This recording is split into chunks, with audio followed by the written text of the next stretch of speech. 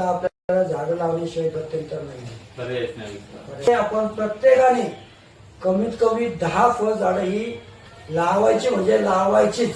कारण आता जर आपण काय जर जागर नाही झालो तर येणाऱ्या भविष्य काळामध्ये माणसं उन्हाने मरतील.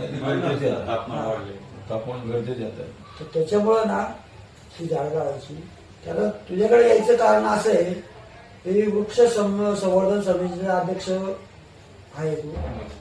तर आता बाकीच्याला तर आम्ही सांगितलं किंवा बाकीच्याला आपण ग्रुपवरती पाठवूचे, पण वृक्ष संवर्धन समितीची जी मंडळी किंवा जी लोक आहेत ती जास्त या कार्यामध्ये सक्रिय आहेत.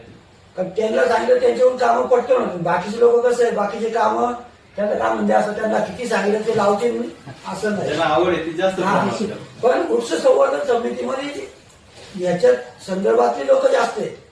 त्याच्यामुळे आपण काय करू,